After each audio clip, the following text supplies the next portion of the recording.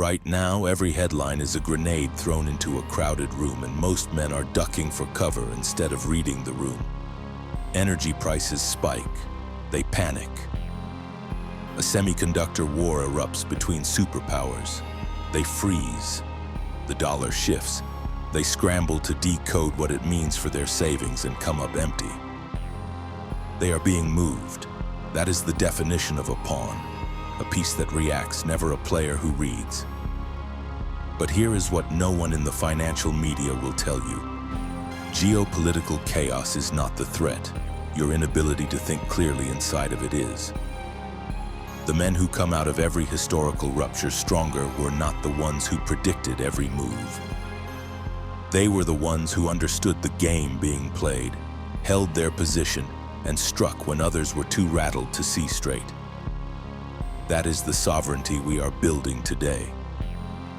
Not a forecast, a framework. Let us start where power always starts, with yourself. Marcus Aurelius commanded the largest empire in the known world during a pandemic, a war on multiple fronts, and an economy under constant strain. He did not have the luxury of waiting for calm. None of us do. He wrote, "In the middle of all of it, the obstacle is the way, not around it, through it." But you cannot go through anything if your mind is a television set permanently tuned to whatever channel is loudest. The first thing geopolitical volatility steals from most men is not money. It is clarity. The doom scroll takes it. The 24-hour news cycle takes it. The constant flood of expert opinions that contradict each other by noon takes it. And a man without clarity cannot make a decision. He can only react. He becomes the instrument of whatever force is pushing hardest on him that day. That is not a citizen. That is not an investor. That is not a strategist. That is a pawn. Epictetus, who was literally owned by another man, a man who broke his leg to prove a point about control, said this: "Men are disturbed not by the things that happen, but by the opinions about those things." Read that again. A war in a distant region does not empty your bank account by itself.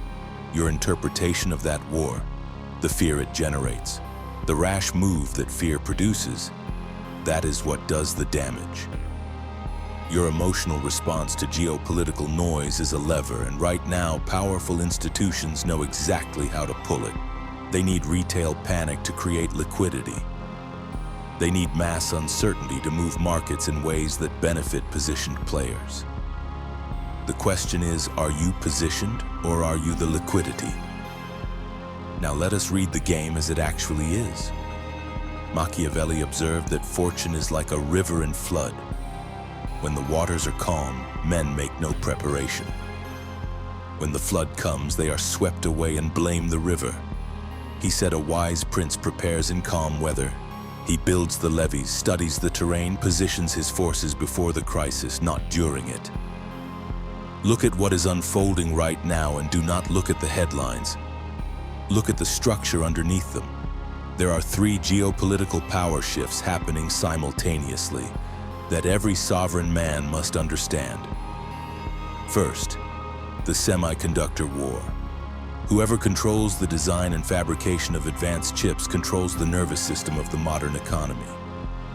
This is not a trade dispute.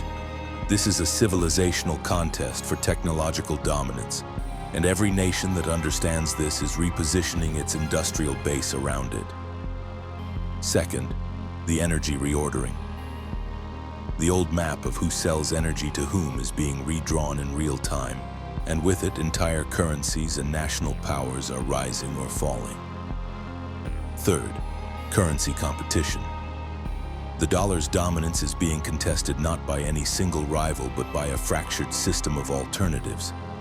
And while no single challenger has won, the fracture itself creates volatility that the unprepared will absorb as loss and the prepared will absorb as opportunity. These are not crises.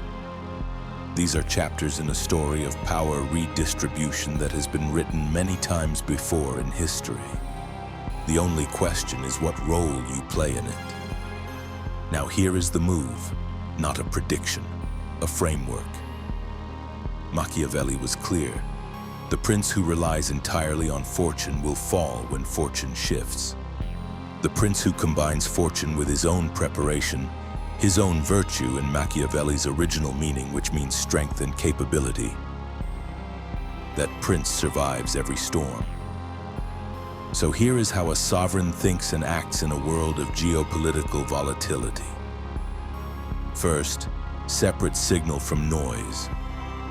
Create a deliberate information diet. You are allowed to check global news once per day at a designated time with a specific framework.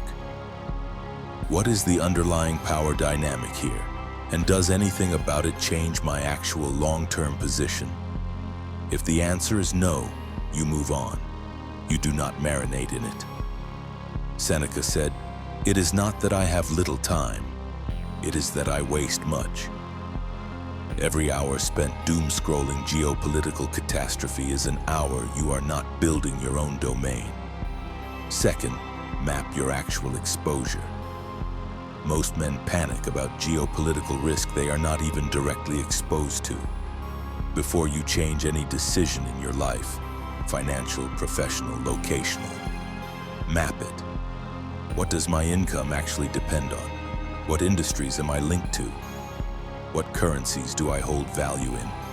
What supply chains feed my employer? Once you can see your actual exposure clearly, you can respond to it with strategy rather than reacting to abstractions with fear. Third, build the sovereignty buffer. This is the Stoic Machiavellian fusion at its most practical. The Stoic teaches you to distinguish what is in your control from what is not. The Machiavellian teaches you to build maximal leverage inside what is in your control. In geopolitical terms, you cannot control what two superpowers do with their semiconductor trade policy. You can control whether you have a financial position strong enough that a 6-month market disruption does not collapse your life. Emergency reserves are not conservative. They are strategic. They are the levy Machiavelli describes. They buy you the most valuable asset in chaos, time to think. Fourth, know which sectors carry the structural tailwind of the current power shift, without giving you a stock tip, because that is not my lane and not the point. The strategic reality is this. Civilizational power contests always produce clear structural winners in infrastructure, in energy independence, in technological sovereignty. The men who studied these dynamics with clear eyes, not chasing the hype, but understanding the underlying power logic, consistently positioned themselves ahead of the move. This is not speculation. It is geopolitical literacy applied to your own life. Fifth, never mistake activity for strategy. In volatile times, the urge to do something is almost irresistible. Moving money, changing careers, relocating, selling, buying. Most of these moves are fear in disguise, wearing the costume of decisiveness.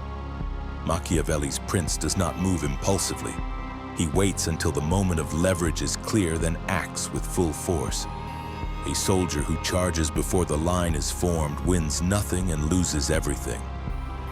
Discipline means knowing when to hold your position and when to advance. That discernment is the highest form of strategic power.